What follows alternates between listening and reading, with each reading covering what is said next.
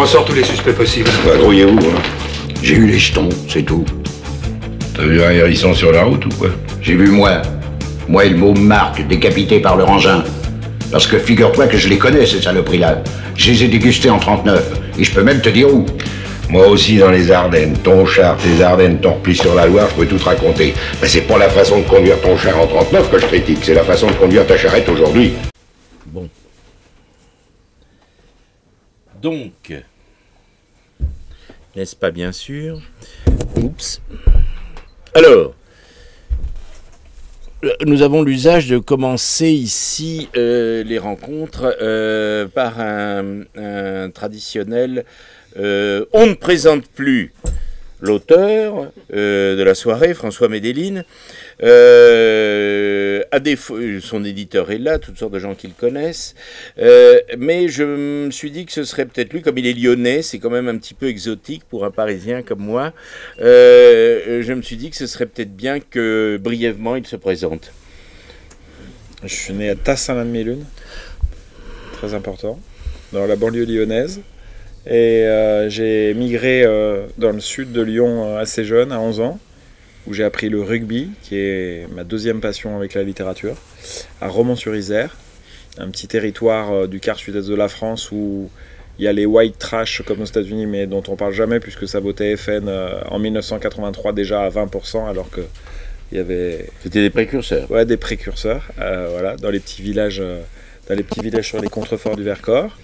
J'ai fait mes études supérieures. Après, je suis revenu à Lyon, chez moi, faire mes études supérieures. Comme je ne savais pas ce que je voulais faire dans la vie, j'ai traîné. J'ai trouvé le moyen de me faire payer pour étudier. Donc, j'ai fait un doctorat de sciences politiques. Et c'est pendant mes études en sciences politiques, en fait, que j'ai lu... En fait, c'était pas des ateliers d'écriture, ça s'appelait une matière option. Et j'avais une prof qui m'a fait découvrir... Alors, je lisais déjà pas mal de polars. Parce que ma mère lisait, ma mère est de droite et lisait des... Ma mère est bariste, pardon. Et faisait des... Avant qu'on découvre qu'il avait des comptes en Suisse, ça l'a choqué, elle croyait qu'il était... nuancer. Oui, elle a cru qu'il était intègre, alors que je lui ai dit, mais tu vois, même Raymond Barre l'était pas.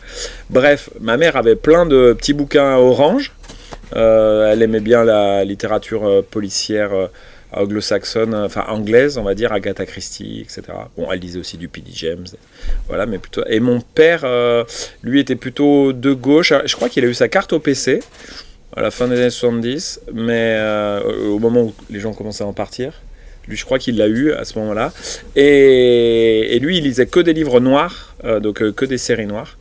Donc voilà, depuis tout petit, j'ai baigné en fait dans cette ambiance où mon père était commercial. En fait, il lisait des livres noirs avec Balafre là derrière. Je ne sais pas si vous les connaissez, les séries noires de chez Gallimard. Et puis ma mère plutôt des livres orange. Oui, bon, et d'ailleurs, ils se sont séparés parce qu'a priori, ils n'avaient pas les mêmes idées politiques ni les mêmes goûts littéraires. Donc j'ai tout ça pour vous dire que j'ai lu, j'en avais déjà lu dans une famille en fait de paysans de la Drôme. Pour qui les livres, ça a été un outil d'ascension sociale parce que les paysans de là-bas, ils lisaient peut-être pas... Enfin, c'était un peu les paysans lettrés, quoi. Ils lisaient. Mon grand-père cultivait du tabac, agriculture de subsistance, et écrivait des poèmes, etc. Donc, on a quand même été assez baignés dans la culture du livre dans ma famille. Ma grand-mère était instite. Donc, j'ai lu quand même pas mal de... J'ai lu assez jeune, en fait, plutôt du classique, vous savez, La Gare des Michards, des petits trucs, là, on était au début du XXe siècle, qui sentaient la poussière, là, donc, les classiques du théâtre, quoi, du théâtre français, que j'ai lu hyper jeune, en fait. Et puis, donc, je suis arrivé à Sciences Po Lyon, on m'a fait lire, quand j'avais à peu près 19 ans, un auteur américain qui s'appelle James Ellroy, et j'avais déjà lu pas mal de trucs dingues, parce que j'avais lu hyper jeune L'étranger, j'avais lu du Céline, j'avais lu des trucs comme qui arrachaient, mais quand j'ai lu Ellroy, je sais pas, j'ai eu comme un déclic, et je me suis dit, alors je crois que c'est en lisant L'étranger hyper jeune que je me suis dit je veux faire ça, où je me suis rendu compte que en fait ça avait eu un effet sur moi, le livre, c'est-à-dire en fait, un peu du pouvoir de la littérature, ça avait dérangé quelque chose en moi en fait, mais c'est vraiment en lisant Ellroy que je me suis dit ah ouais non mais là faut tu peux faire tout ce que tu veux. Et donc, depuis que j'ai lu James Ellroy, j'aime bien le dire comme ça parce que c'est très provocateur. En fait, j'essaie de faire exactement comme lui. C'est-à-dire, en fait, je fais du plagiat, ça s'appelle, au sens noble du terme, ce qui n'est pas du vol. Donc en fait, c'est comme ça qu'on forge un style littéraire, je crois. C'est en lisant.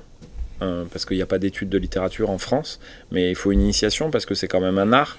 On ne va pas apprendre le solfège, on ne va pas apprendre à peindre, mais il faut apprendre à écrire et à lire, même si c'est un matériau profane. Mais bref, tout ça pour vous dire que j'ai lu James Ellroy et que depuis, j'essaie de faire comme lui. Et donc, c'était à Sciences Po. Et ton éditeur t'a cru, puisqu'il a mis le James Ellroy français, du coup. Non, ça c'est le service... Lyonnais, pardon. C'est pas l'éditeur, c'est le service marketing de l'éditeur. Ah oui, c'est le service marketing, d'accord. Et non, mais j'ai écrit, du coup, pendant 10 ans, et j'ai mis... Alors, mon éditeur, qui est au fond de la salle, déteste que je le dise, mais j'ai mis à peu près une dizaine d'années à trouver un éditeur. Parce que déjà, je voulais être publié chez l'éditeur qui publiait James Ellroy. Donc, j'ai envoyé mes manuscrits que chez Rivage Noir. C'est un bon éditeur, une belle collection. Exactement. Et d'ailleurs, c'est sans doute pour ça que j'ai commencé, parce que le premier manuscrit que j'ai écrit, j'ai eu une lettre d'encouragement, on appelle ça, de l'éditrice de Rivage Noir, qui s'appelle Jeanne Guyon. Et d'ailleurs, il y avait une référence à James Ellroy dans la... Mais bon, c'était une lettre de refus, en fait. On dit lettre d'encouragement, mais elle m'a dit « Non, je ne vous publie pas ». Et donc, j'ai fait toutes mes études jusqu'au doctorat. Et puis, j'avais dit que j'allais arrêter d'écrire. J'avais écrit 4 manuscrits. J'avais 30 ans. Et j'ai un collègue... Donc, en fait, après avoir écrit Trénouillé en doctorat de sciences politiques, alors que j'écrivais des manuscrits au lieu de faire ma thèse, alors que j'étais payé pour l'écrire, en fait, par une rencontre, je me suis mis à bosser en politique. J'étais embauché parce que j'écrivais. Donc, j'étais plume d'élu. J'ai fait ce qu'on appelle collaborateur politique. J'ai été plume, conseiller politique... Et la collaboration, c'est très bien porté dans le milieu politique français. Directeur de la communication, directeur de cabinet. La seule chose que j'ai pas fait, c'est chef de cabinet. J'avais pas un profil militant. Le chef de cabinet ou la chef de cabinet, celle qui fait ce qu'ils appellent la popole. Donc c'est toutes les relations avec le parti, etc. Moi, j'avais pas un profil militant. Et j'ai un collègue de boulot qui est désormais député européen, dont je citerai pas le nom, qui m'a dit, c'était au début de Facebook, mais ouvre un compte Facebook. Moi, j'étais un plouc. Je sais pas ce que c'était les réseaux sociaux, tout ça. J'ai ouvert un compte Facebook et j'ai pas honte de dire que, pour vous raconter la fin de l'histoire, que c'est comme ça que j'ai découvert, que j'ai rencontré mon éditeur. Ah bon? Bah oui, parce qu'en fait, je me suis rendu compte assez tard, alors que j'avais fait un doctorat de sciences politiques, que je suis surdiplômé, etc., qu'en fait, quand on envoie des manuscrits à des éditeurs, il faut quand même regarder le catalogue avant, pour voir si ce qu'on écrit, ça correspond à ce qu'ils publient. Et en fait, c'était un jeune éditeur qui avait fondé sa maison d'édition en 2008-2009. Et donc, on était aux alentours de 2010. Il avait peu publié de romans. Et j'ai vu, en fait, dans le catalogue, qu'il y avait un côté... alors déjà, il aimait beaucoup la chose politique. Et puis, il y avait, en fait, un truc assez irrévérencieux dans la personne et dans son catalogue. Même s'il publie parfois de la littérature plus mainstream, plus grand public, mais il a aussi un côté hyper irrévérencieux qu'on retrouve dans mes écrits, qu'on retrouve chez James Ellroy. Et donc, du coup, il m'a envoyé un jour... je lui ai envoyé un texte, qui est mon 2e roman publié. Et puis, au bout d'une semaine, je lui ai dit « Non, mais je me suis trompé, il ne fallait pas que je vous envoie ce texte-là. En fait, je suis sûr qu'il y a un autre texte qui va vachement plus vous plaire. » Et je crois qu'il avait lu 100 ou 150 pages, et qui m'a envoyé donc ce qu'on appelle un MP, un message privé sur Facebook. Et ça faisait quand même 10 ans que j'attendais que mon téléphone sonne, parce que j'ai envoyé à plein d'éditeurs. Après, je me suis pas contenté de Rivage, j'ai eu plein de lettres d'encouragement, de Pierre Dracheline au Cherche Midi, j'ai même eu des lettres pas très agréables, voire limite d'insultes de certains éditeurs. Et lui, il a mis, c'était marqué, je m'en souviens, fumée blanche immaculée pour la politique du tumulte. Et donc, du coup, j'étais avec la mère de mes enfants, avec qui on n'est plus maintenant. Et j'ai pas versé ma larme, mais j'étais super ému, quoi. Parce qu'en fait, on est romancier le jour où on est publié. Avant, on écrit juste pour sa maman, ses amis, qui disent « Waouh, c'est super bien ce que t'écris ». Mais du coup, on a ouvert une bonne bouteille de Condrieu, parce que j'habite dans la Drôme. Alors même si le Condrieu, c'est pas dans la Drôme, et on a bu une bonne bouteille de vin. Et voilà. Ce jour-là, j'étais du Lyonnais, exactement. Des choses comme ça. Du coup, je vous ai résumé ma vie. Naissance à Tassin de Mille-Une. Après, j'ai appris le grec ancien, le rugby à Romans, la littérature grâce à Sciences Po. Puis après, voilà, j'étais assez passionné par la politique. Grâce à Sciences Po, non, vous avez été amené à la pratiquer. Exactement. Parce que quand même, à Sciences Po, je parle sous votre contrôle, c'est quand même notoire pour ma génération. On n'apprend strictement rien.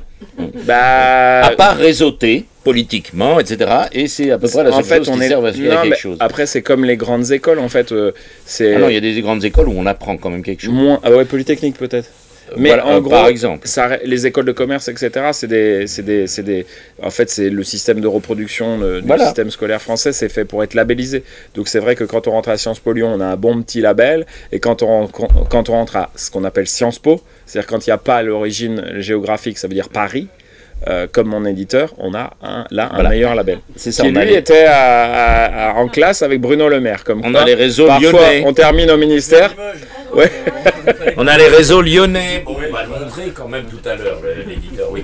Bon, les éditeurs et votre éditrice aussi. Oui, alors bon, bah ça c'est un résumé. Mais c'était aussi ma passion, la politique. Oui, non, mais depuis tout petit. On a compris. Ça. Non, mais depuis tout petit, je le dis souvent, c'est que, en fait, depuis tout petit, vers 5-6 ans, et je voulais être Napoléon, moi.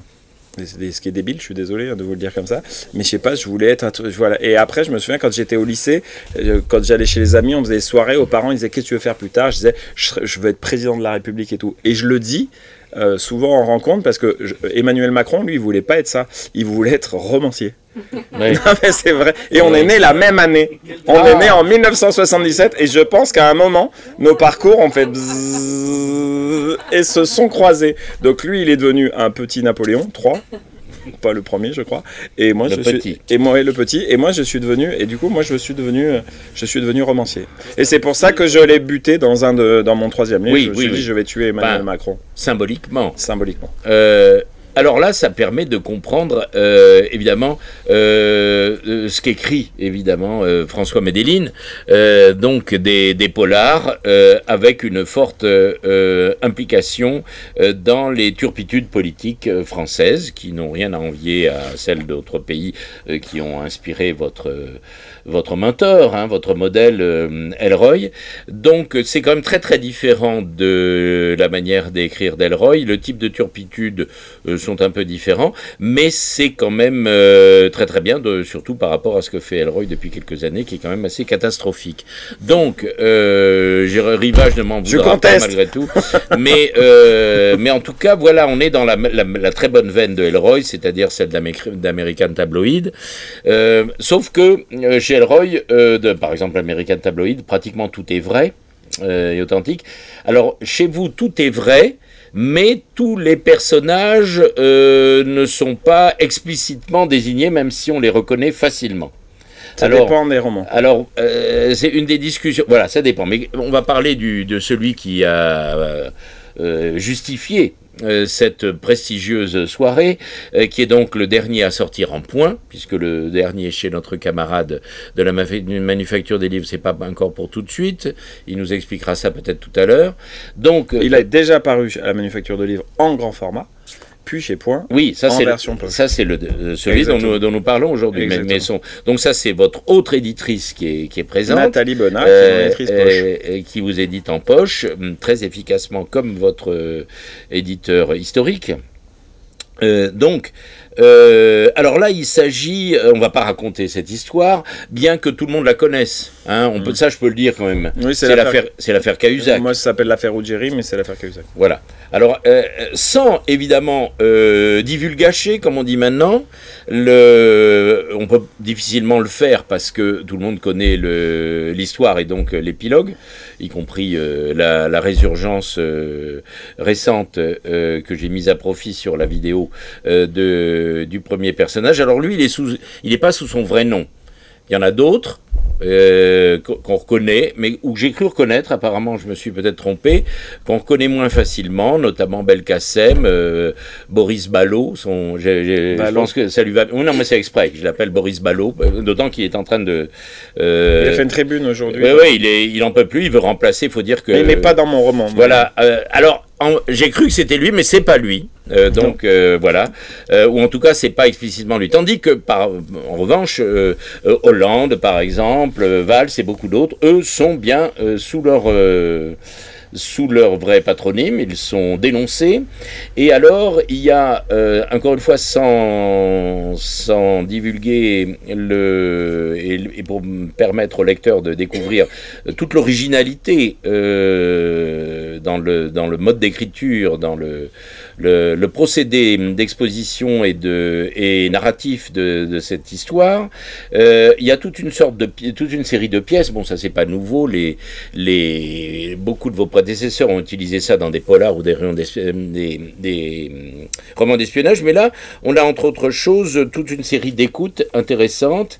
Et est-ce que vous avez puisé dans vos réseaux ou autres pour en rédiger le contenu, qui est assez troublant? Quand on a cravaté Jo les Grands-Pieds, t'as fait un beau rapport, t'as toujours été fort en rédac. Et tous les deux, on lui doit quelque chose aux Grands-Pieds. Toi de l'avancement et moi 6 mois d'hosto. Mais ce matin, j'étais bon pour la médaille posthume, alors tu m'excuseras si j'ai quitté la piste. Bah disons, ça t'a drôlement secoué, ce tombé. Moi, jusqu'alors, je t'avais vu te dérober qu'une fois, dans la cour du patronage. Tu te souviens quand le petit rouquin t'a demandé de sortir et que t'es pas sorti? Cette belle blague, je sautais sa frangine. Ah bah tu vois, t'avais une raison. Alors t'en avais peut-être une autre ce matin. Dis donc, Louis, tu crois pas que tu pousses un peu? Où on va? Bah je te le demande. Ah ben si c'est un interrogatoire, qu'est-ce que t'attends pour faire monter des sandwichs et de la bière? À quoi tu penses? Je pense que quand on mettra les cons sur orbite, t'as pas fini de tourner. Alors, les écoutes, y compris de notre personnel politique de plus haut niveau. Oui, pour que tout le monde comprenne, donc la résistance des matériaux, c'est je revisite l'affaire Cahuzac. Je l'ai fait parce que, en fait, c'est assez inintéressant en soi, l'affaire Cahuzac. Enfin, non, c'est très intéressant, je veux dire, mais ça a déjà été écrit. Il y a un livre de Fabrice Arfi qui est très bien, qui est celui qui a soulevé l'affaire Cahuzac. Et donc, c'est très référencé. Mais. Alors Fabrice Arfi d'ailleurs est un personnage fictif qui porte son nom dans mon roman. Et d'ailleurs, je lui ai demandé, je l'ai invité ce soir, mais il n'est pas venu.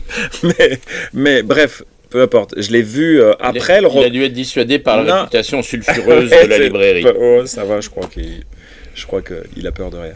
Mais en gros, je l'ai rencontré après. Et il y a des choses qu'il peut dire. En fait, c'est un journaliste. Moi, je suis romancier.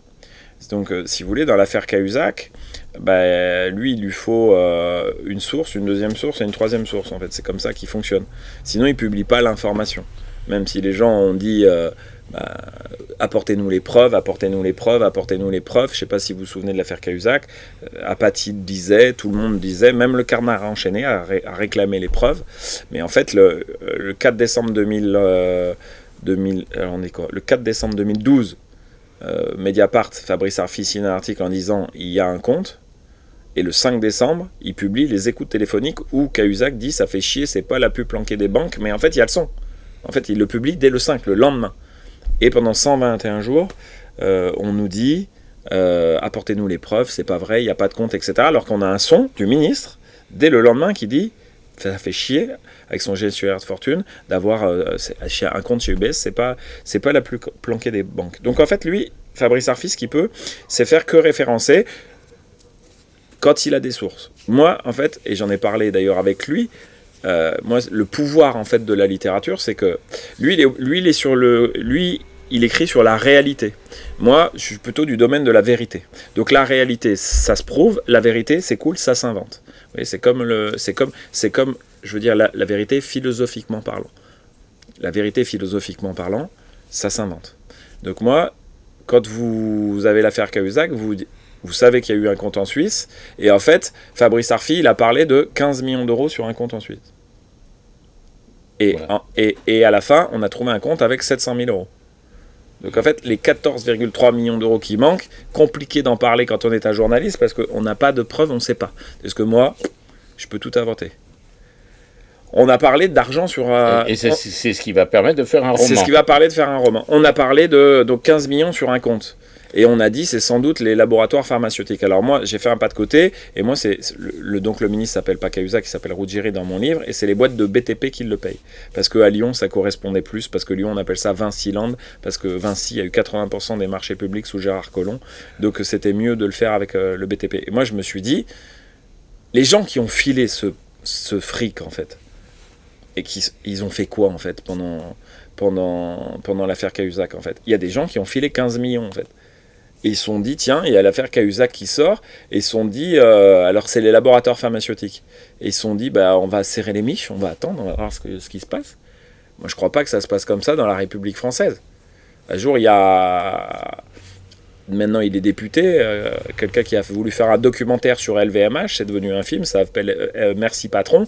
Quand Bernard Arnault, il a su qu'il y avait un documentaire qui était fait sur lui, il s'est pas dit on va serrer les miches, on va voir ce qu'il y aura dans le film. Non, il a recruté Bernard Squarcini, qui était le directeur du renseignement, son officine privée. Ils ont fait fonctionner toute la machine d'État, préfet de police de Paris, les services secrets, pour surveiller une bande de 3 hurluberlus à Fakir, pour voir ceux qui risquaient pas grand-chose. Pour voir ce qu'ils faisaient. Donc en fait, moi je me suis dit, si quelqu'un a donné 15 patates à Jérôme Cahuzac, bah, ils ont dû agir. Donc voilà, typiquement, hop, ça m'a permis de créer un personnage. Moi, je l'ai inventé. Donc j'ai un personnage d'un ancien barbouze de la République, qui s'appelle Gérald Hébert et qui bosse pour ces boîtes du BTP et qui se dit, mais comment faire en fait si ça éclate? Parce que les 15 millions, ils y sont. Donc il se dit, comment on fait? Bah, il se dit, en fait, il utilise le théorème de Pasqua. Faut pas trop en dire quand même. Mais en fait, faut pas raconter l'histoire. Non, mais en lisez le livre. Il va créer un contre-feu. En fait, donc l'histoire du livre, c'est l'histoire du contre-feu. Au cas où l'affaire Ruggieri, dans mon livre, Cahuzac éclate. Donc moi, ce que je peux faire en littérature qu'un journaliste peut pas faire, c'est aller dans les zones d'ombre où lui, il n'a pas de source, parce que moi, je les invente, ces sources. Et donc, pour répondre plus précisément à votre question, donc le livre, il y a 3 personnages.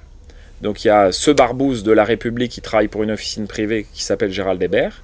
Vous avez une jeune députée lyonnaise qui s'appelle Jamila Garan-Bouchaki, mais qui est vice-présidente de la région Rhône-Alpes comme Najat Vallaud-Belkacem. Donc elle peut faire penser à Najat Vallaud-Belkacem de par son parcours. D'où Boris Ballot, son mari. Et j'ai un 3e personnage qui est un personnage de flic de Lyon que j'ai utilisé dans un roman. Enfin, c'est le personnage principal de l'Ange Rouge qui est juste derrière vous. Ah oui, ça on va en parler après de l'Ange Rouge.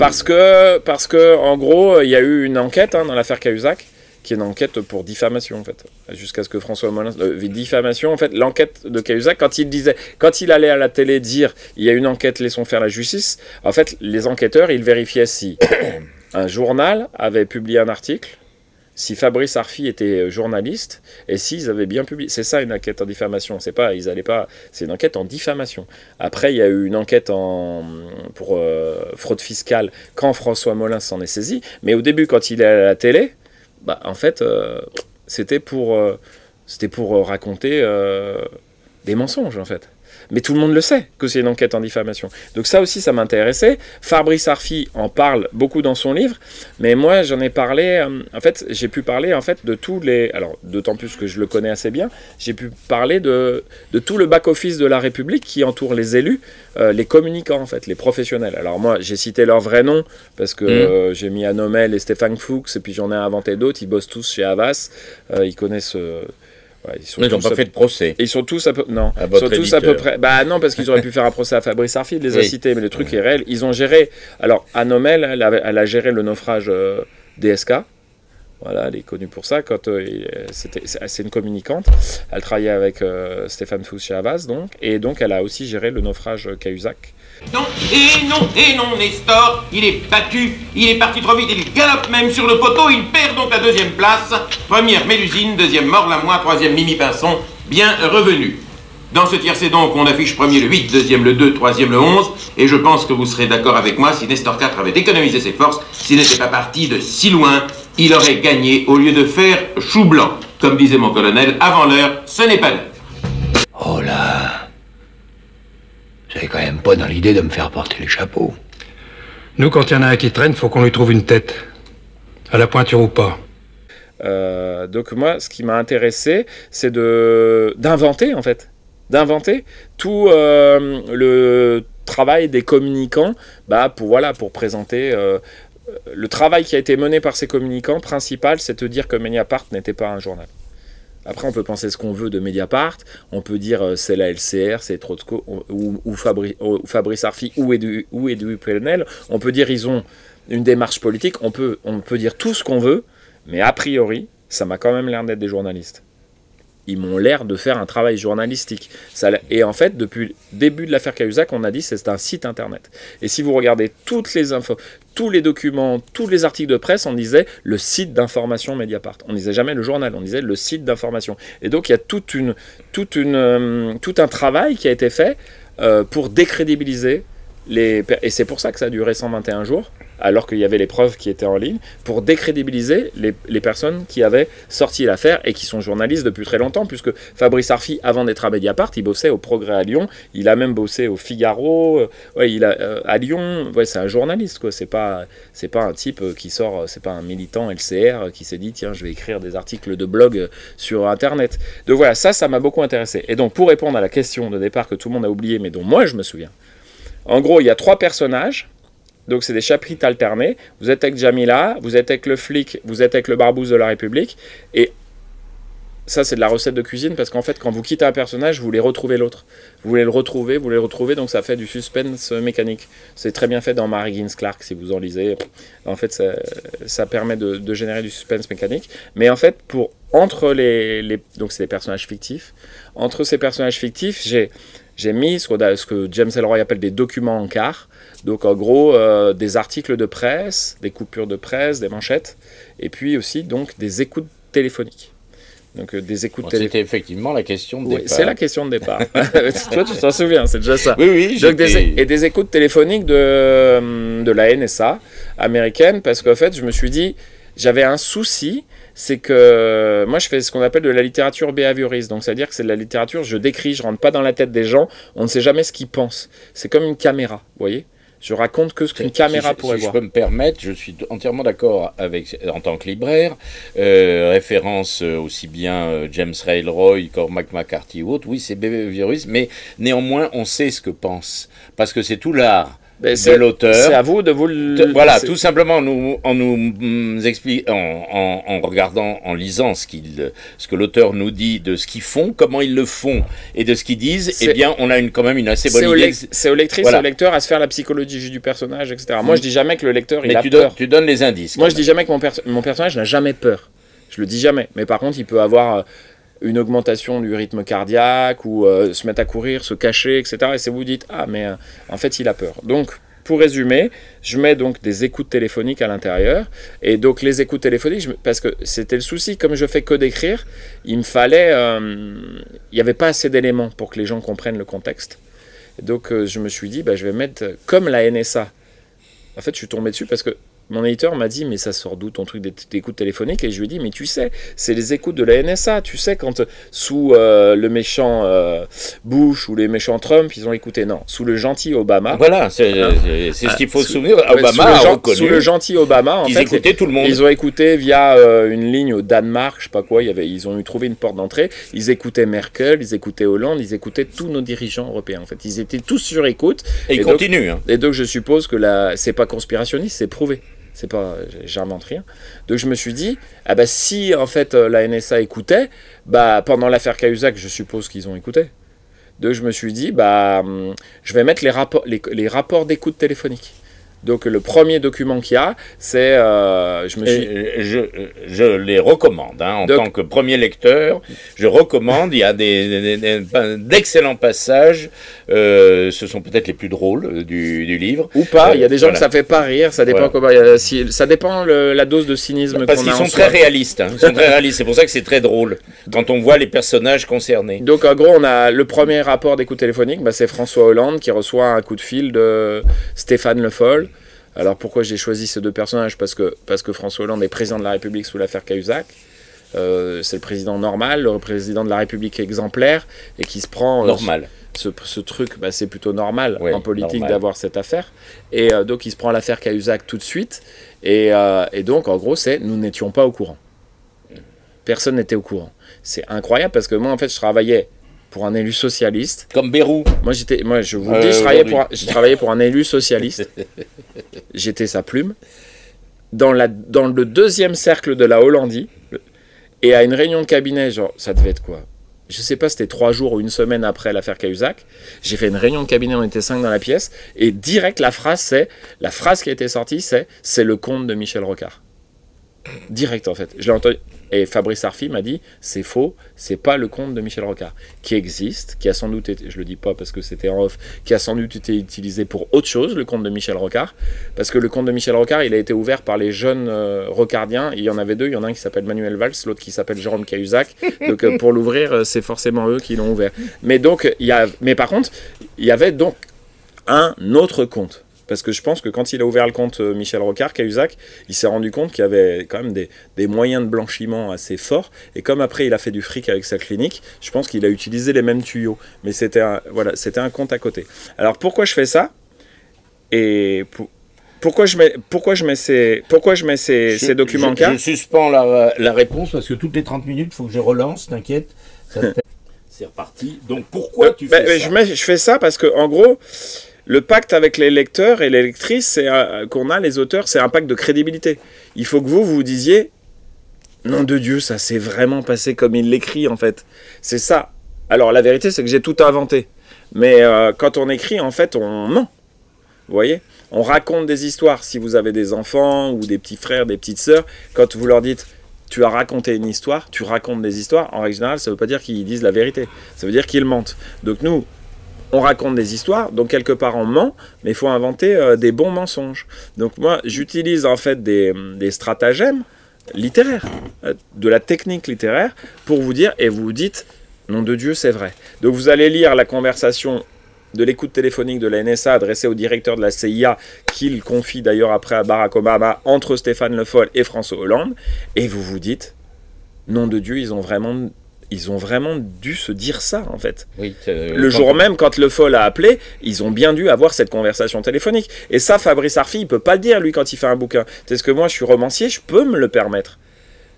Je peux pas croire que Stéphane Le Foll ou François Hollande, il n'a pas parlé de l'affaire Cahuzac le 4 décembre, en fait, et que personne l'a appelé. Il était tranquille avec Valoche à l'Élysée. Non, c'était pas encore Valoche, peut-être. Non, si, c'était déjà... Il était tranquille, en fait, il dînait, puis il n'en a jamais parlé, alors qu'il y avait un article dans Mediapart. Forcément, ils en parlent. J'ai travaillé pour des élus, je sais où on parle. Il suffit d'être chauffeur de la République, on sait tout ce qui se dit. Et eux, ils savent tout, dans les voitures, etc. Ils en parlent entre eux. Donc je me suis dit, on va inventer cette conversation. Alors, je suis content que toi, tu l'aies trouvé crédible. Crédible. J'ai un libraire, très réaliste. J'ai un libraire où j'habite qui s'appelle, si un jour il voit la vidéo, qui s'appelle Alan. Il est libraire à Romans-sur-Isère, à la librairie Les Cordeliers. Et il m'a dit, je crois, c'est lui. Non, c'est lui ou c'est mon ami Antonin Varenne? Non, je crois, qui est romancier. Enfin, l'un des deux m'a dit, mais t'as eu ça sur le dark web? Et là, je me suis... Alan, il a fait des études et tout, il est libraire, il a lu... Et en fait, il s'est dit, mais en fait, c'est vrai. Il s'est pas dit c'est vrai. Il s'est dit, c'est réel, c'est des vrais documents. Ta question à toi, comment t'as fait? Comment j'ai fait? J'ai tout inventé, quoi. Je me suis dit, Hollande, il parle comme ça. La question, c'est pas comment t'as fait, c'est comment t'as fait aussi bien. Parce que ça contribue à la spécificité du style du livre, de l'ambiance du livre, qui a beaucoup d'autres qualités par ailleurs, mais ça c'était un des éléments qui n'est pas original en plus, ça a déjà été utilisé, mais tel que c'est fait par toi, de la manière dont tu le racontes, c'est extrêmement efficace et ça contribue beaucoup au plaisir du lecteur. Par exemple, moi Hollande, je travaillais pour des élus socialistes. Et je travaillais pour des élus socialistes qui connaissaient très très bien François Hollande. Mais très très très très bien. Et en fait, l'image que tout le monde a de François Hollande, c'est que c'est un mec sympa. Non mais c'est vrai. Et d'ailleurs, avec ses collègues... Non mais gentil, vous voyez, le truc, il avait pas la carrure, il est plutôt mollasson, c'est pas un méchant, quoi. C'est pas un tueur. C'est pas un tueur, c'est pas un psychopathe. C'est pas un psychopathe. Vous dites, bon, il est pas comme... c'est pas un dingue, quoi. Et a priori... Alors ça, c'est pas moi, ça c'est pas mes amis qui m'ont dit, ça c'est sourcé, c'est le président qui a commandé en ratio temps le plus de ce qu'on appelle les opérations homo de la 5e République. C'est-à-dire que c'est le président qui a le plus fait tuer. Les opérations homo, c'est quand la DGSE allait au Soudan Sud, elle dit allô, salafiste, feu, pas feu. Il faut que le président dise feu en fait. Et lui, il disait feu, je pense. Et moi, j'ai des gens qui le connaissent qui me disaient, il n'a pas d'empathie. Alors que quand vous voyez Hollande, vous dites... Mais il a le sens de l'humour. Oui, non mais vous dites... Et il n'est pas con. Vous dites... C'est deux qualités qu'on peut lui reconnaître. Vous dites, mais comment ça, il n'a pas d'empathie? En fait, il n'a pas d'empathie. Il a l'air d'avoir beaucoup d'empathie. C'est la seule chose qu'on lui reconnaît au type d'avoir de l'empathie. Et moi, on me disait, non, il n'a aucune empathie, en fait. Il n'a aucune empathie pour les gens, en fait. Il n'a pas d'empathie. Il est hyper dur. Et ça, d'ailleurs, c'était un peu dans le bouquin de de vengeance de Trailer Weiler, Oui. où il était Twitter décrit comme ça. vénère. Ouais. Donc, en gros, moi, dans mon roman, je me suis dit, je vais le traiter comme ça, en fait. Je vais faire de Hollande quelqu'un de intelligent, ça, les gens arrivent à le croire. Ils ont vu le débat contre Sarkozy, ils ont bien vu que finalement, il était peut-être pas si con que ça, puisque c'est le débat présidentiel le plus déséquilibré de la Ve République. Il l'a nettoyé, en fait. Il l'a nettoyé en une demi-heure. L'autre, il lui a laissé dire « moi, président de la République, moi président » pendant 3 minutes. En débat, il a nettoyé Sarkozy, qui était soi-disant si brillant. Mais donc, moi, j'ai décidé de faire un Hollande sous un autre jour. Voilà, un Hollande assez froid, assez cynique, assez dur, assez vrai. Voilà, assez brutal. Et donc, du jour, les gens me disent « ah ouais, c'est marrant ». Et puis après, donc sur Hollande, j'ai décidé de le traiter comme ça. Puis après, il y a d'autres documents cartes, d'autres écoutes téléphoniques. Donc, notamment, je me suis dit, est-ce qu'il n'y a que les gens de gauche qui ont parlé de ce truc-là, de l'affaire Cahuzac, quand c'est sorti? Je me suis dit, imaginons, Paul Bismuth, tranquille, dans le Var, en train de faire du vélo avec Carlita. Il n'a pas parlé, lui, il n'a pas parlé de l'affaire Cahuzac, pas une fois. Il s'est dit, tiens, il a lu Sarko, il a lu Mediapart, comme ça, journal qu'il n'aime pas trop, a priori, en plus. Et il s'est dit, je parle pas de l'affaire Cahuzac. Je me suis dit, Sarkozy, ils ont quand même, la droite aussi, ils ont quand même bien dû parler de ça. Entre eux, au téléphone, c'est pas possible. Qu'est-ce qu'ils se disent? Alors je me suis dit, ouais, allez, on va faire le deuxième écoute téléphonique. Je me dis, allez, on se fait Sarko. Et puis je me suis dit, mais avec qui il pourrait parler de ça? Parce qu'Hollande, je me suis dit, c'est avec Le Foll, puisque même Sarkozy avait accusé Le Foll d'être à la tête d'un cabinet noir pour sortir les affaires, peut-être l'affaire Fillon, par exemple, peut-être ce genre d'affaires. Voilà, et donc là, je m'étais dit, Le Foll Hollande, c'est crédible. Je me suis dit, mais à qui Sarko pourrait parler de ce genre de truc, en fait? Guéant, j'y croyais pas trop, parce qu'il devait être en train de vendre 2-3 tableaux flamands, un peu surévalués. Et donc, je me suis dit, allez, il va parler de ça à Brice Hortefeux. Donc je me suis dit, paf, hop, je le fais avec Brice Hortefeux. Donc il est tranquille, il est dans le Var, il fait du vélo, il est un peu on est en 2012, il vient de paumer, il est un peu dans le creux de la vague. Et donc je l'ai fait discuter de l'affaire Cahuzac. Bon, Brice Hortefeux lui parle de Zaïd Takedienne, de l'hippodrome de Compiègne, de plein d'autres trucs dont Sarko veut absolument parler, de ne pas parler dans l'écoute téléphonique. D'ailleurs, il ne cesse de lui dire, taisez-vous et tapez sur Cahuzac. Pourquoi vous ne tapez pas sur Cahuzac? C'est d'ailleurs sans doute pour ça qu'il lui parle de l'hippodrome de Compiègne, parce que dans la vraie affaire Cahuzac, je ne sais pas si vous en souvenez, Eric Woerth, il tape pas beaucoup sur Cahuzac, parce qu'en fait, ils se sont rendus souvent des menus services dans les affaires qui les concernent, notamment Cahuzac a aidé Woerth sur l'hippodrome de Compiègne, et donc du coup, il lui a pas trop tapé dessus dans l'affaire Cahuzac. Donc ça me permet de faire, et vous vous dites, mais ouais, le lecteur, la lectrice, souvent ils me disent, mais oui, ça a dû se passer comme ça. Il y a un seul lecteur qui m'a dit, là, ça va trop loin, ton truc, c'est trop potache, ton histoire, les gens ne vont pas le croire, c'est plus crédible. Et j'ai souvent souci sur certains personnages, c'est qu'en fait, les personnages trop romanesques par eux-mêmes, il faut enlever un peu du réel, sinon les gens n'y croient pas.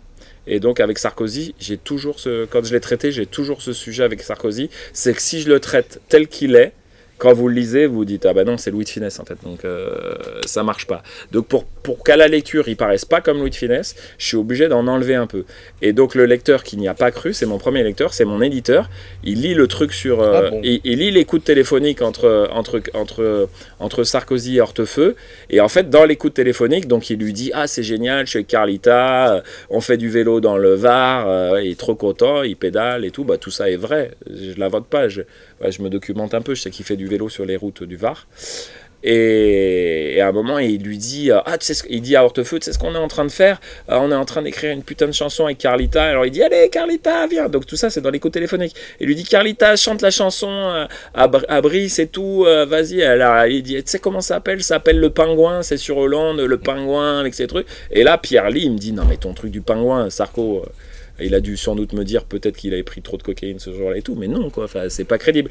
Et je lui dis, mais non, mais tu sais, Pierre, en fait, pour le coup, ils l'ont vraiment fait, quoi. Et là, il s'en souvenait plus, lui. Bon, donc finalement, il n'a pas censuré. Ben non, il n'a pas censuré parce que je lui ai envoyé la chanson du Pingouin que Carla Bruni a écrite pour défoncer c'est-à-dire qu'en fait, non, parce qu'on regarde toujours surtout, il y a beaucoup de gens, ça fait quand même 10 ans maintenant, beaucoup de gens ont oublié. Non, mais moi, je le fais parce que... Ces péripéties qui étaient pourtant assez savoureuses. Ben, c'est pas que savoureux... Enfin, je sais pas si c'est savoureux, mais en tout cas, on regarde Donald Trump, souvent, et on se dit, c'est quoi, ils sont complètement dingues, ces gens et tout. On avait un président de la République dont l'épouse était chanteuse, il venait d'être battu, et il faisait des chansons singles, il appelle ça, dans l'écoute téléphonique, sur le président élu, dans lequel il l'appelle le pingouin. Vous pouvez tous aller voir sur YouTube. Et en fait, les Américains, en nous regardant, ils devaient dire, mais qui sont ces fous? Ils sont complètement dingues, mais comment c'est possible, en fait? Quand Sarkozy a été battu, Carla Bruni, elle a fait une chanson sur Hollande qui s'appelle le pingouin. Donc, voilà, tout ça pour vous dire que... Pour répondre à ma première question. Oui, non, que je mets... du mal à en poser d'autres. Oui, c'est ça. Donc, j'utilise en fait des process pour faire ce qu'on appelle des effets de réel et que vous y croyez. Et c'est pour cette raison, d'ailleurs, qu'on pense qu'il y a Najat Vallaud-Belkacem dans le bouquin ou que certaines personnes peuvent y voir Boris Vallaud, etc. Et je pense que là, je m'arrête, comme ça tu poseras la question après. Ce qu'il y a de bien avec ce qu'on appelle la littérature behavioriste, c'est que c'est une littérature qui laisse beaucoup de place à la lectrice et au lecteur. Parce qu'en fait, je ne dis pas ce qui se passe dans la tête des gens ou leurs émotions, donc c'est vous qui devez les fabriquer. Et donc, en gros, il y a beaucoup du lecteur dans le livre à la fin, en fait. Parce que c'est à vous à compléter le bouquin. Ce qui fait que je parle souvent de mes livres avec des lecteurs ou des lectrices. Et en fait, jamais personne n'a lu le livre. Et c'est pour ça que moi, j'aime bien lire ces livres-là. C'est le roman noir américain, c'est Chandler, c'est Dashiell Hammett, c'est Jim Thompson, etc. Parce qu'en fait, ça demande un effort. Vous complétez le livre. Pour être plus précis, j'ai lu le Da Vinci Code, que je ne trouvais pas trop mal en fait comme bouquin. Ça a dû être vendu à 25 millions d'exemplaires. Et je pense qu'en fait, les 25 millions de fois, c'est exactement le même livre. C'est le même livre. Tout le monde a lu le même livre. Tandis que si vous lisez 1275 âmes, enfin 1280, puisqu'il y en a 5 qui ont été oubliés, je vous conseille de lire le roman là-dessus d'ailleurs de Jean-Bernard Pouy, sur les 5 âmes perdues du bouquin, pendant la traduction de Jim Thompson. Quand vous lisez ce bouquin, en fait, personne ne lit vraiment le même livre, parce que vous êtes obligé de le compléter.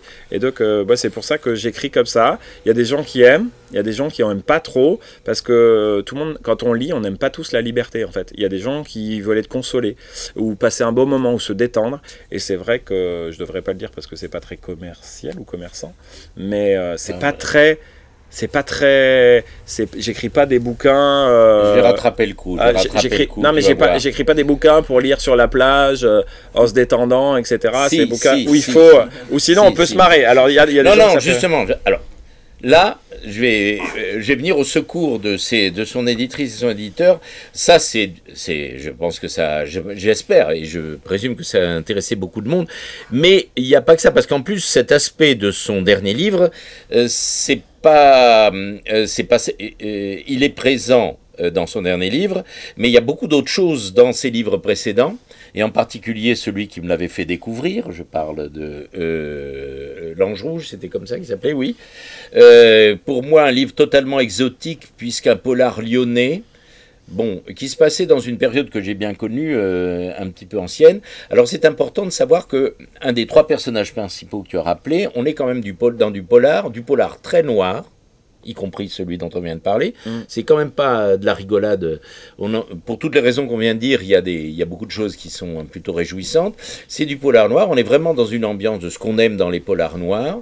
On est un peu dans le tragique quand même, avec des personnages tragiques, notamment j'en dis pas plus, ce personnage qu'on a découvert dans L'Ange Rouge, de flic absolument intègre, mais très sombre et névrosé quand même, comme il se doit pour les bons héros de romans policiers.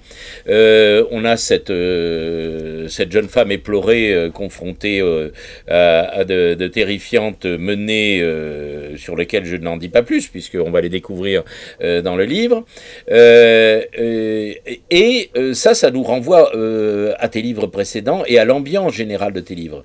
Tu n'as pas oublié ce qui faisait tout le charme d'Elroy à l'époque où il ne faisait pas American Tabloid, mais racontait les turpitudes hollywoodiennes, ou même celles de sa propre famille, c'est-à-dire cette ambiance âpre, noire, mais extrêmement prenante, captivante, au travers à la fois des personnages, et même si on dit rien de leur psychologie, de tout ce qu'on est amené à projeter sur eux, et qui font qu'on se passionne pour un roman. Alors ça va m'amener à parler au reste de ton œuvre. On a parlé de ta vie, on a parlé de ton dernier livre, du moins sorti en poche là, et sans entrer trop dans les détails, tous les livres dont nous parlons sont à peu près près tous ici.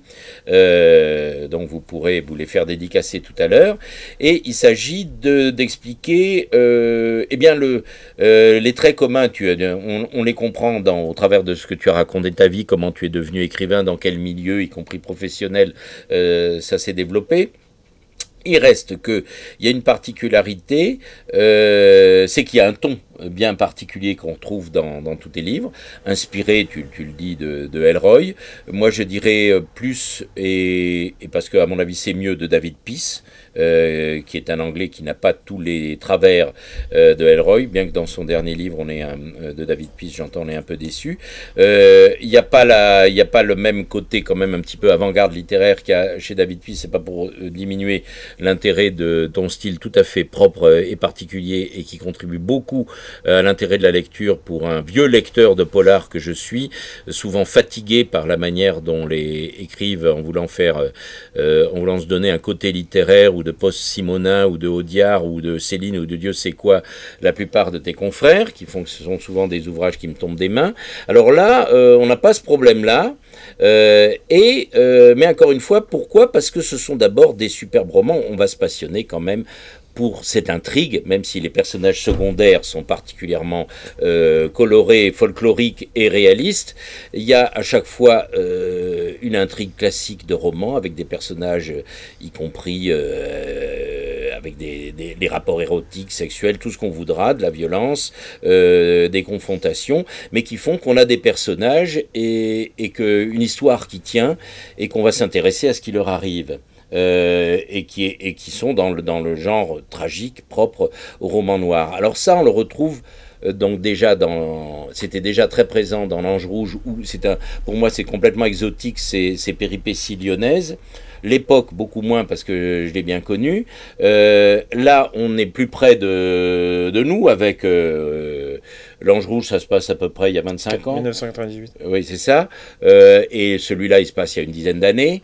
Et alors, parle-nous un petit peu aussi des autres, qui sont là, peut-être.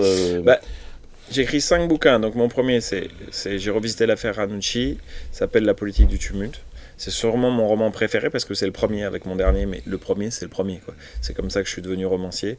Donc j'adore ce bouquin. Mon deuxième s'appelle Les rêves de guerre. Le thème principal, c'est le phénomène concentrationnaire que j'ai pas traité par la Shoah, mais par les Espagnols. Ça se passe dans un camp au bord du Danube. Mon troisième bouquin, donc, C'est tuer Jupiter, sur l'assassinat d'Emmanuel Macron. J'ai donc fait L'Ange Rouge qui se passe à Lyon, et enfin La résistance des matériaux. Et puis après, j'ai une deuxième veine, mais on n'en parle pas ce soir, qui est du polar historique, parce que pour le coup, c'est vraiment à part. J'ai fait deux polars historiques. En fait, je crois que les traits communs entre tous ces livres, c'est parce que moi, en fait, on écrit ce qu'on lit et ce qu'on est, vous voyez. Et puis en plus, moi, je suis feignant. Donc, je risquais pas d'inventer 4 tonnes de trucs. J'aurais jamais pu écrire Le Seigneur des Anneaux et tout. C'est trop dur, quoi. Donc, en fait, je préfère écrire, c'est plus simple, sur le matériau qui est en moi ou qui est à proximité. Ouais, je le connais mieux. Donc, ça se passe à Lyon. Ouais, je pense que... Et je le dis parce que... Bah voilà, tu parles de David Peace, bah il a sa région en fait, voilà, en Angleterre, voilà, dans laquelle il écrit, où il a le Japon maintenant, mais voilà, c'est beaucoup dans les traditions anglo-saxonnes. En fait, on vous donne les noms, puis vous savez, Pelecanos, bah vous connaissez la ville, ou Rankin, bah vous connaissez la ville, Elroy, bon bah c'est Los Angeles. Et en fait, moi, bah ouais, je l'ai pas fait exprès pour le coup. Je me suis pas dit tiens, non, je suis vraiment très très attaché à cette ville là. Donc tous mes bouquins quasiment pour Épicentre Lyon, voilà. Et je le fais pour une raison de fainéantise, et aussi parce que c'est vraiment une ville qui s'y prête. C'est une ville qui n'est pas du tout une ville mythologique. En France, vous avez Paris, bon bah voilà, c'est un mythe mondial. Et puis après, vous avez Marseille, qui est une ville mythologique. Vous avez Jean-Claude Izzo, Chourmeau, la trilogie de Marseillaise. Ouais, mais Lyon, c'est pas très mythologique. Et alors que en fait, Lyon, c'est une ville ultra criminelle. C'est une ville très très criminelle. C'est une ville où le gang des Lyonnais, on a tué un juge, il y a 2 commissaires qui sont tombés, Néret et puis un autre précédemment pour promiscuité avec la pègre, le milieu de la prostitution. C'est une ville beaucoup de prostitution, de trafic de drogue. Donc, c'est une ville qu'on connaît comme une ville bourgeoise et secrète, alors que ça je le dis, c'est un autre trait de ma littérature. C'est une ville. Ça tu en parles quand même. C'est une ville très populaire. Donc moi, le Lyon que je connais, le Lyon que je livre, c'est le Lyon des bars qui n'ont pas la licence 4, ce qu'on appelle les clos, là où on joue au boule, on joue à la coinche, et où, quand on n'a pas la licence 4, on ne peut pas servir d'alcool fort. Donc c'est des gens qui sont dans des foyers Sonacotra et qui se défoncent plutôt à la bière et au vin rouge. C'est le Lyon des pauvres, en fait. Le Lyon des immigrés, le Lyon où j'ai appris à jouer à la belote coinchée avec mon père.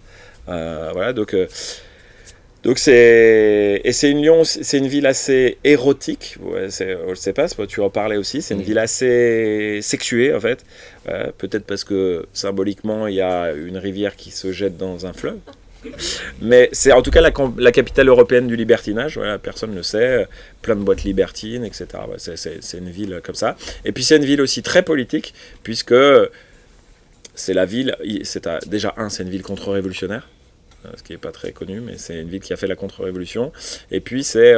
c'est aussi une ville révolutionnaire. Aussi, et contre-révolutionnaire. Mais bon, depuis les années 80, c'est le berceau intellectuel de l'extrême droite française.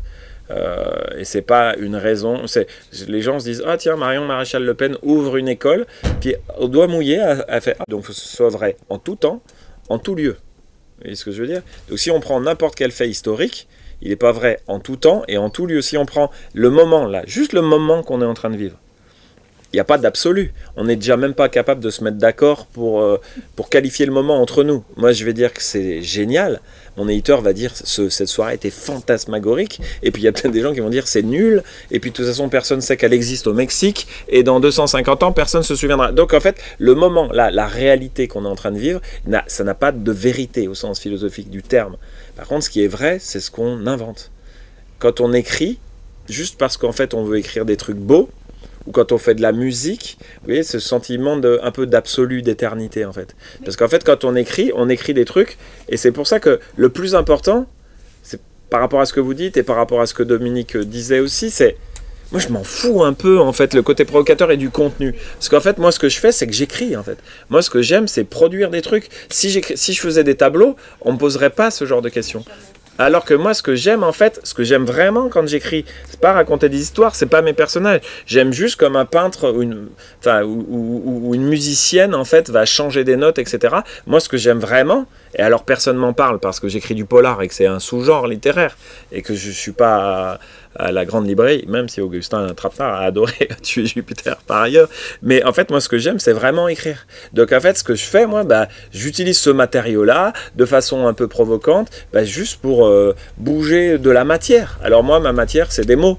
Mais ce que j'aime vraiment, c'est vraiment écrire. Et donc, j'ai un premier jet. Et après, je passe mon temps à aller chercher le bon mot, à aller chercher la bonne sonorité, à couper 20% du manuscrit, de la résistance des matériaux, aussi parce que mon éditeur le trouvait trop long. Mais bon, il a fallu couper, voilà, pour dégraisser. Et en fait, quand on est romancier ou romancière, alors il y a plein de romanciers et de romancières qui ne le font pas parce qu'ils n'ont même pas conscience, excusez-moi, je manque souvent d'humilité de ce qu'ils sont en train de faire, en fait. Il y a plein de gens, ils n'ont même pas conscience qu'ils sont juste en train d'écrire. On écrit, on n'est pas, je suis pas là non plus juste en train de s'amuser, vous voyez, c'est comme quand... En fait, c'est quand même, il y a une démarche artistique, mais c'est super important, en fait, de la manipulation des formes. Alors, le plus grand bouquin pour ceux qui aiment la littérature ou qui écrivent, c'est Écriture de Stephen King, que j'ai lu à ce sujet-là, sur l'écriture.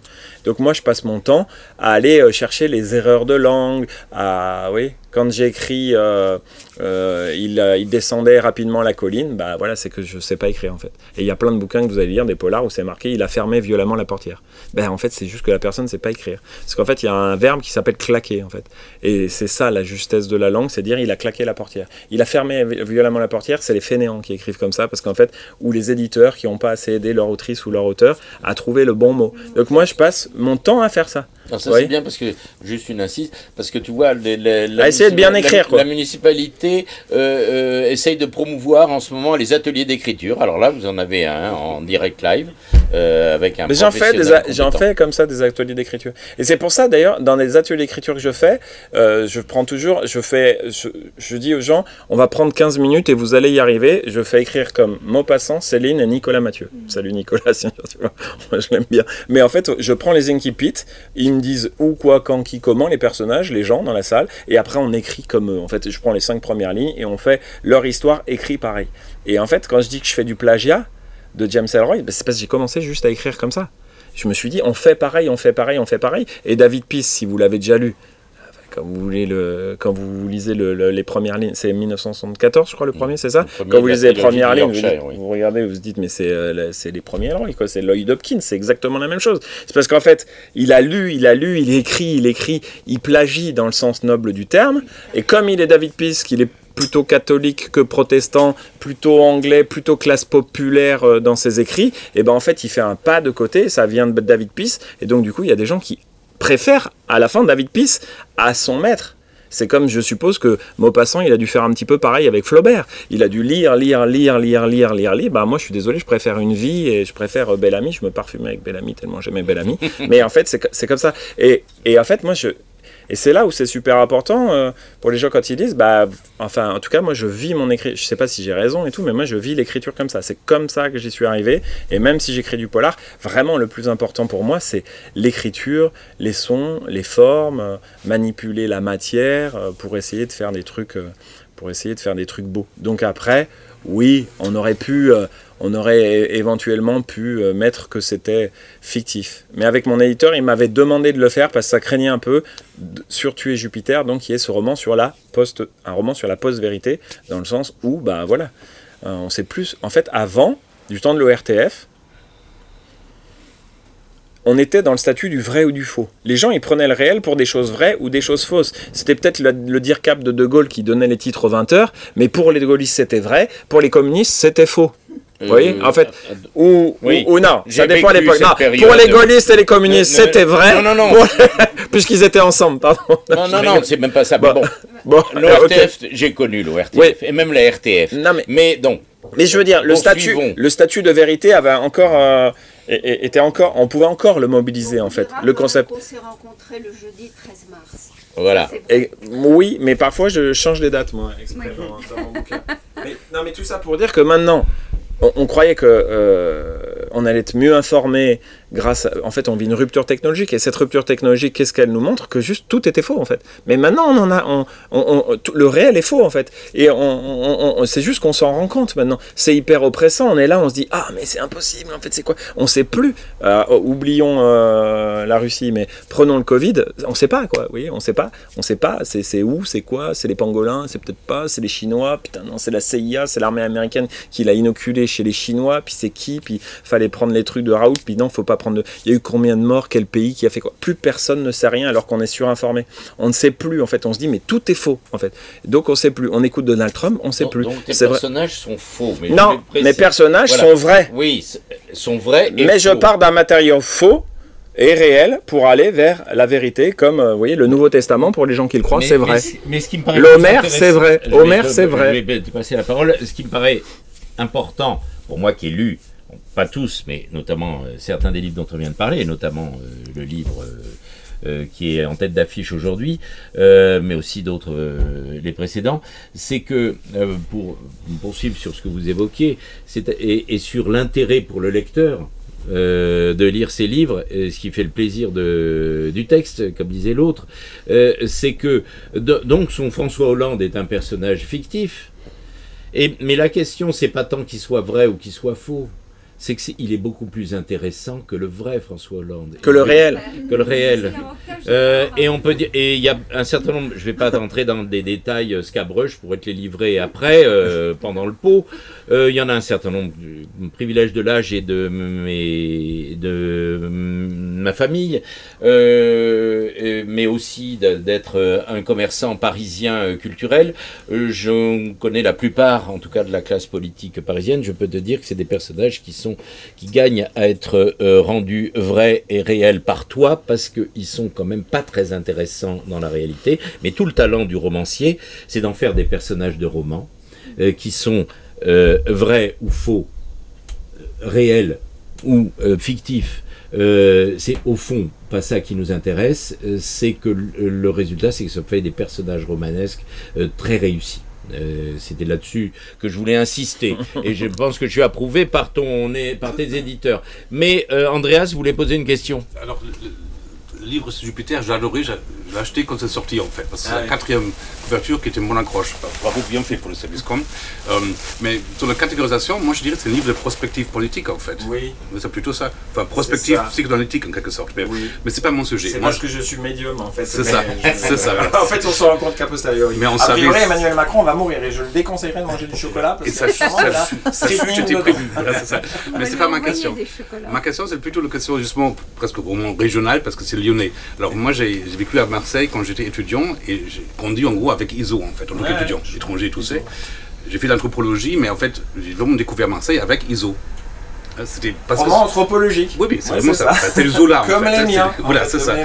Mais le côté politique, bon, il y a un peu de politique, mais pas tant que ça en fait, parce que pas mêlé, il y a beaucoup plus de matière à Marseille, peut-être qu'à Lyon. Mais et donc, plus de mythologie. Aussi. Mais maintenant, enfin, Lyon pour moi c'est toujours une ville où on passe pour aller de Marseille à Paris en fait. Et c'est ça. Et maintenant le TGV ne s'arrête même plus en fait, tant mieux.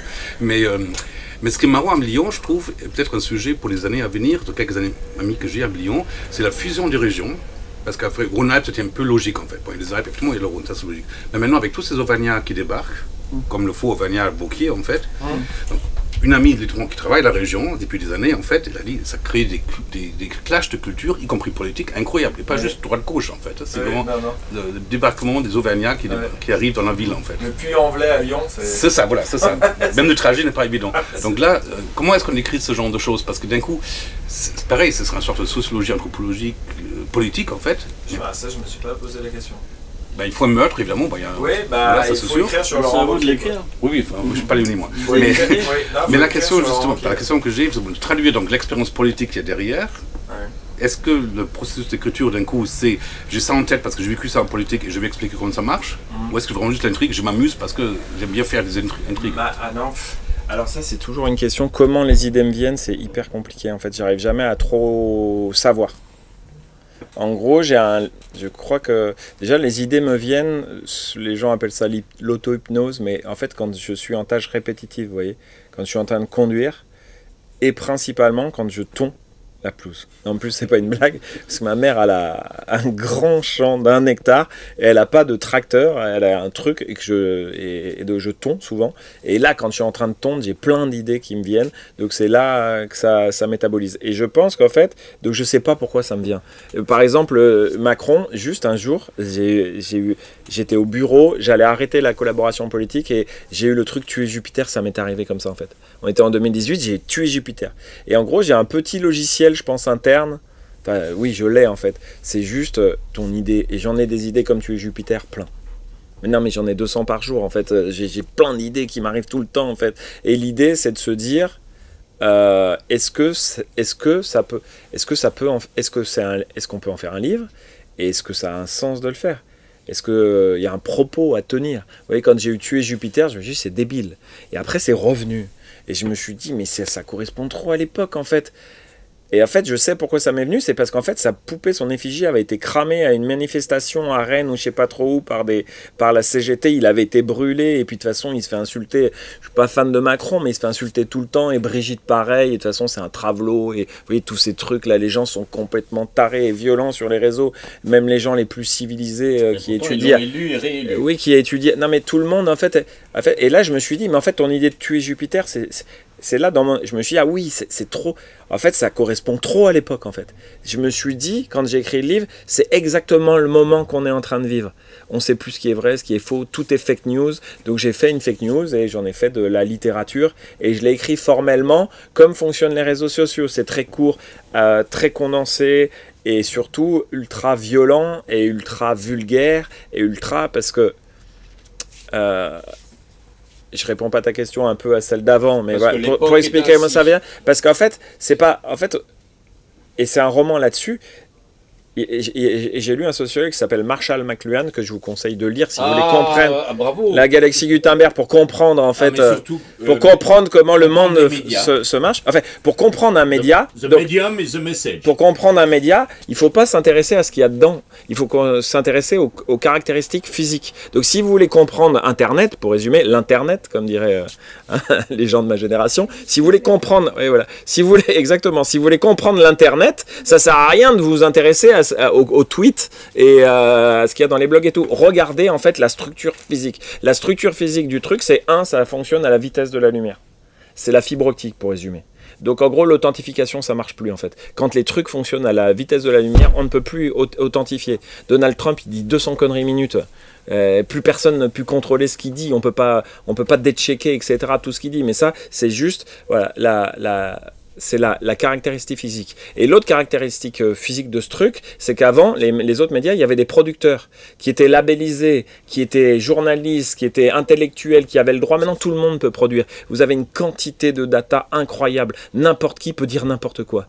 Tout peut écrire. Vous avez un blog, vous avez un compte Facebook, vous avez n'importe quoi. Ce qui fait que par les caractéristiques physiques du truc, vous avez des milliards d'expressions. On appelle ça des data, mais des informations. Tout le monde va s'exprimer. Tout le monde va dire tout sur n'importe quoi. Et quand tout le monde dit tout sur n'importe quoi, c'est pas comme quand Abraham Lincoln, il veut envoyer un truc à cheval dans le comté de je sais pas quoi, les nouvelles qui vont paraître dans le journal. Mais là, vous voyez, vous avez une info, un émetteur, un journaliste. C'est cool, il n'y a pas beaucoup de bruit. Quand tout le monde écrit sur tout, il y a énormément de bruit. Vous voyez bien dans le bruit dans lequel on n'en peut plus en fait. On écoute Bidule, même si on veut pas écouter, même si on n'écoute jamais Cyril Hanouna, tout le monde sait que Cyril Hanouna existe. Vous voyez les trucs? Non mais c'est ça la vérité. On vit dans un espèce de truc de malade en fait. Et quand il y a beaucoup de bruit, qu'est-ce qu'on entend? Quand vous êtes dans un bar que tout le monde est bourré, beaucoup de mecs en fait, ou au bout d'un moment en fait, il y a une espèce de brouhaha. Qu'est-ce qu'on entend en fait au bout d'un moment? Quelle est la personne qu'on entend? Ah ta gueule l'arabe et tout ça, on va l'entendre en fait. Donc vous allez entendre les choses transgressives, les choses violentes. C'est ça qui marche. Donc en fait les gens ils se disent Donald Trump est complètement con. Non, Donald Trump est juste tout simplement bien plus adapté de par le contenu qu'il produit à la réalité physique du truc en fait. Quand Donald Trump il dit je suis amoureux de Kim Jong-un, tout le monde le voit en fait. Les mecs, ils font des conclaves à Londres, on sait pas trop quoi, pour se dire attends, on va faire l'Europe de la défense, peut-être qu'on va livrer des missiles et tout. Mais tout le monde, mais on s'en fout. Ils font une photo, mais tout le monde s'en fout. L'autre il reçoit Zelensky, il lui dit tais-toi, tu n'es pas en position de faire un deal et tout. Et en fait, on en a de partout. Et on se dit mais c'est ça qui passe en fait, parce qu'en fait, ce qu'il produit lui, c'est adapté en fait. C'est violent, c'est vulgaire, c'est trash, c'est transgressif. Donc en fait, ce qu'il fait, c'est juste adapté. Bon. Il y a peut-être d'autres questions, mais donc je ne sais pas comment ça m'arrive. Le temps file, vous allez pouvoir les poser dans quelques instants, où on va servir la collation, et vous allez pouvoir, maintenant j'espère qu'on vous a convaincu de l'intérêt d'acheter les ouvrages qui viennent de vous être longuement présentés. Et qui auront beaucoup plus de valeur quand je les aurai signés, voilà, pour vos enfants et petits-enfants qui les vendront sur le bon coin dans 30 ans. À l'auteur, pensez aussi à l'éditeur, aux éditeurs, à l'éditrice, pensez aux libraires, pensez à Alexia qui fait des heures supplémentaires. Donc lisez les livres, donc commencez par les acheter et vous les faire dédicacer. Là-dessus, je vais t'inviter à faire une brève conclusion. Non pas pour finir. Mon éditeur se marre. Alors, tiens, peut-être que lui pourrait la faire. Je sais pas, il veut pas prendre la parole. Non, moi je vais être encore plus long que lui. Non, alors bon, tu feras la conclusion off the record, comme on dit en bon français. Eh ben, je fais la conclusion si tu veux. Voilà, vas-y. Ben, tout ça pour vous dire que, en réalité. En vérité, je m'appelle François Medellin, en vérité, ouais. Mais en réalité, c'est un pseudonyme. Quand même. Voilà, je voulais quand même vous le dire parce que dans la description, je ne l'avais pas dit. Donc, je ne m'appelle pas comme ça. Bon. Ah, ça, c'est excellent comme conclusion. Je pense qu'on va conclure là-dessus et tu pourras donner des réponses, mais privées, dans quelques instants. Bravo. Tiens, Marcel, t'es seul? Léon est en retard? Non. Tu sais qu'il devient insupportable, ton frangin. C'est à cause de lui que j'ai voulu te voir. Je te cache pas que je suis en pétard. Oui, moi aussi. Depuis notre affaire en banlieue, aucune nouvelle. À croire qu'il est mort.